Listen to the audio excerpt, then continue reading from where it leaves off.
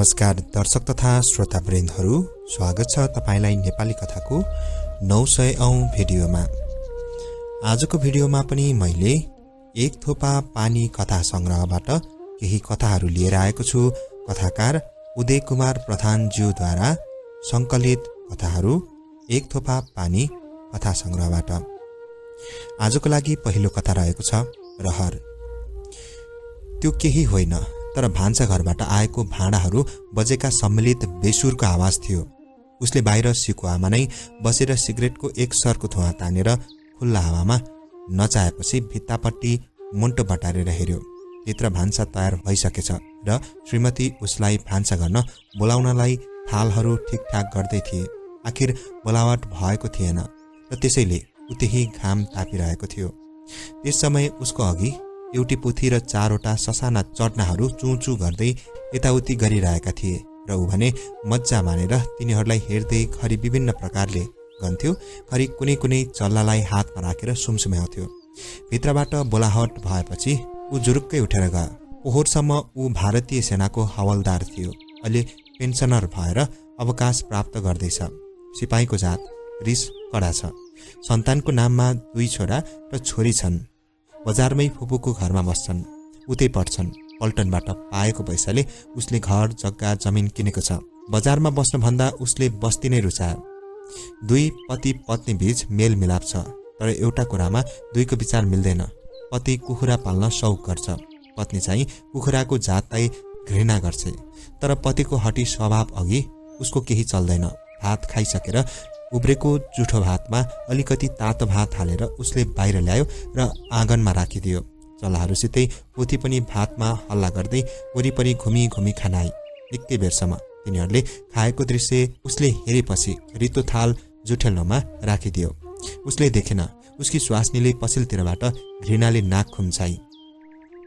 हन यी चल्लाहरू कति छिटो बढेका क्या र? अहिले भर्खर 3 महिना हुँदैछ।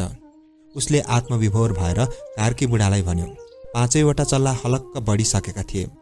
उसको निम्ति यो ठुलो गौरवको कुरा थियो र सबैलाई ऊ आफ्ना चल्लो बारेमा कुरा गरिरहन्थ्यो। हो नि, कार्की बुढीले थप्यो। हामी मान्छेको जात चाहिने ठिलै बढ्छौं ठिलै मर्छौं। अब यी पशु पंक्षीहरूको आयु चाहिने लामो छैन, त्यसैले चाहिने चाँडै बढेर हुर्केर चाहिने छिट्टै मर्छन्। उसले केही भनेन तर छिट्टै मर्छन् भन्ने कार्कीको शब्दले उसलाई एक प्रकारको खल्लो अनुभव गरायो। केही छिन मौन बसेर बिडी तानेपछि कार्कीले मुखभरि र नाकभरि धुवा पारेर भन्यो, चल्लाहरू त बेलायती जस्तै रहर लाग्दा भएछन्। चाहिने एउटा चाहिँ मलाई पनि। वाक्य पूरा नगरी कार्कीले उसको अनुहारमा पुलुक्क हेर्यो। कार्कीको पछिल्लो वाक्यले उसलाई हुनसम्मको रिस उठायो। यहाँ आफूले चाहिँ कस्तो दुःख र रहर गरेर पाल्यो, उसलाई यो दिनु रे लाजै बिगरको बज्जिया भनौ कि जस्तो लाग्यो उसलाई। तर ओठमै अल्झियो, छरेन। बरु बनावटी हाँसो हाँसेर पछि हेरौँ न।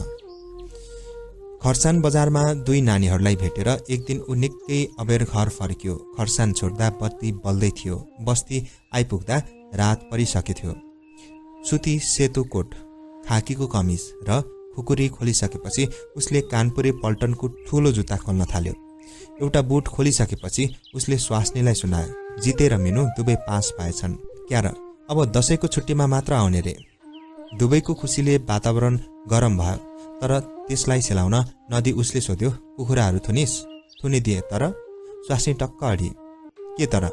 उसको अनुहारमा परेको छापको प्रश्नसूचक स्वास्नी अघि खडा भयो। एउटा चल्ला हराएछ, सुस्तरी जवाफ दिए। राम्ररी हेरिस् के? लेसहरू पुनः बाँधेर उसले आत्तिँदै सोध्यो। जुरुक्कै उठेर बाहिर हानिएर खोरमा हेर्यो। साँच्चै 4वटा चल्ला मात्र थिए।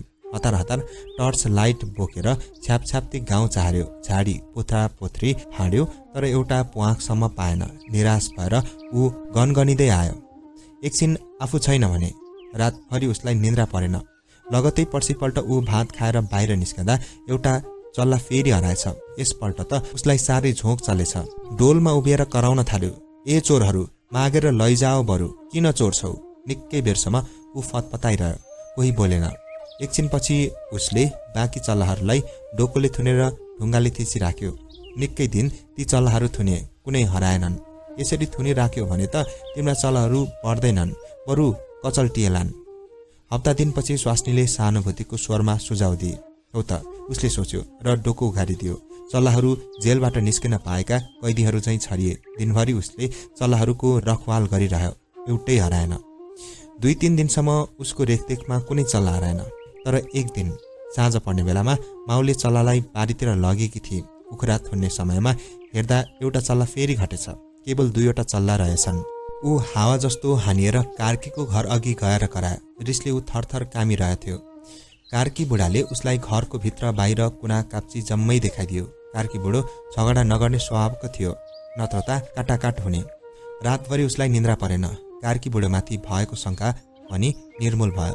उसले अनेक विचार्यो, तर न कसैमाथि शङ्का गर्न सक्यो, न कसैलाई चोर दोष लगाउन नै।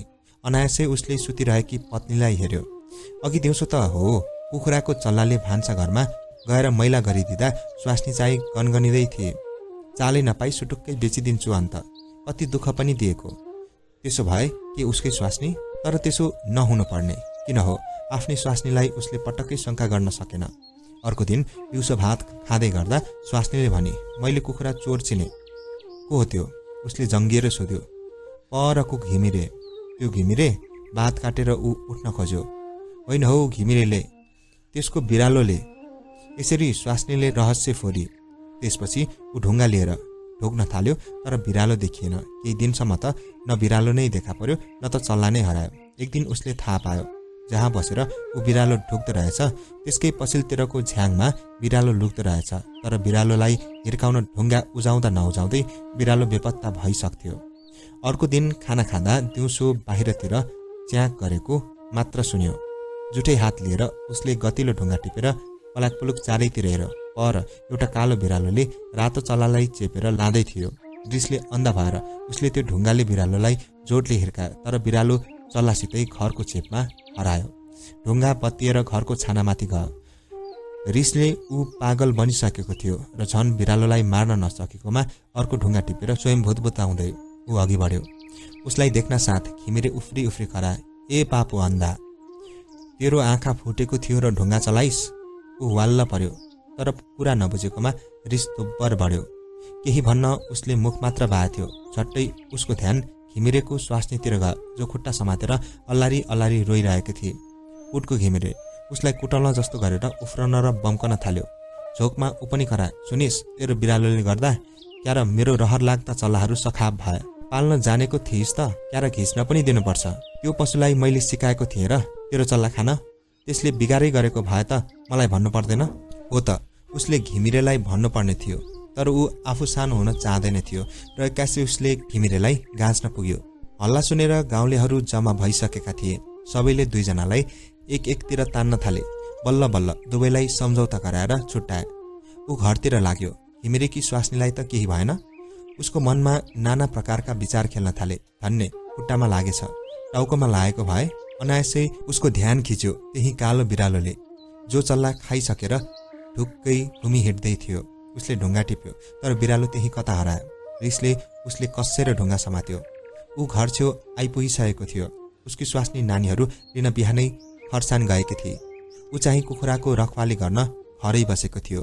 डिलमा उसले देख्यो एउटै भएको चल्ला पनि एक खुट्टाको भरमा उभिएर अखेटा फटफटाइरहेको थियो। उसलाई के विचार आएको नि, त्यही ढुङ्गाले त्यस चल्लालाई हिर्कायो। चल्ला हुरुक्कै भयो, फेरि उठेन। राति छोराछोरीसित भात खाँदै उसले मन बिगारेर भन्यो, रहर मात्रै गर्नुभयो। जितेर मिनुले एकवटा फिला दार्दै भने, पोथीको मासु त मिठो भएछ। स्वास्नी चाहिँले अरू कुरामा ध्यान नदिई सोधी, झोल हालिदिउँ, मासु पनि खाउ न। ऊ भने आफ्नै धुनमा भनेर उठ्यो। कस्तो हो, आफैले काट्न लगायो। पाल्यो भन्दैमा स्वास्नी भनिरहेकी थिए। ऊ हात पखाल्दै थियो। कथा रहर। कथाकार उदय कुमार प्रधान। कथा सङ्ग्रह एक थोपा पानी। तपाईँलाई कस्तो लाग्यो कृपया कमेन्टमा उल्लेख गर्नुहोला। अब लागौँ हिजोको भिडियोमा तपाईँले गर्नुभएको कमेन्ट वाचनतर्फ। नेपाली गेमर्स ज्यू लेख्नुहुन्छ, दाई फेरि पनि सुदूरपश्चिमका लोककथा ल्याउनुहोला है। Big fan of your story from Dhangadhi पश्चिम नेपाल भन्नुहुन्छ। धन्यवाद, म प्रयास गर्नेछु। विमल थापाज्यू लेख्नुहुन्छ, सुन्न धेरै रमाइलो लाग्छ। अर्जुन बिसीज्यू लेख्नुहुन्छ, hi sir, good evening, both stories are interesting sir and sweet, thank you so much for telling भन्नुहुन्छ। धन्यवाद। त्यसैगरी अनिल परियारज्यूले पनि कमेन्ट गर्नुभएको रहेछ। मायाश्रीज्यू लेख्नुहुन्छ, नमस्कार जोजोलोपा, आदरणीय जमिन सर, साह्रै नै राम्रो कथा, एकदमै मन पर्यो हामीलाई, हस् भन्नुहुन्छ, धन्यवाद। त्यसैगरी चित्र खर्तीज्यू लेख्नुहुन्छ, सो नाइस। युजर सिआइज्यू लेख्नुहुन्छ, वाउ धेरै राम्रो छ। युजर जेडडीज्यू लेख्नुहुन्छ, कथा सुन्दै सुत्नुको छुट्टै मजा, थ्याङ्क्स भन्नुहुन्छ, धन्यवाद। नेपाल ड्रिमज्यू लेख्नुहुन्छ, थर्ड कमेन्ट, ल थ्याङ्क यू भन्नुहुन्छ, धेरै धेरै धन्यवाद कमेन्ट गरिदिनुहुने सम्पूर्ण दर्शक तथा श्रोतावृन्दलाई। यसरी नै माया गरेर कमेन्ट गरिदिनुहोला। कमेन्टको म सधैँ अपेक्षा गर्दछु। साथमा कथाहरू के कस्ता लाग्दैछन् प्रतिक्रिया पनि दिन नछुटाउनुहोला भन्दै आजको कथा बसाइबाट म कथावाचक जमिन राईलाई बिदा दिनुहोस्। नमस्कार।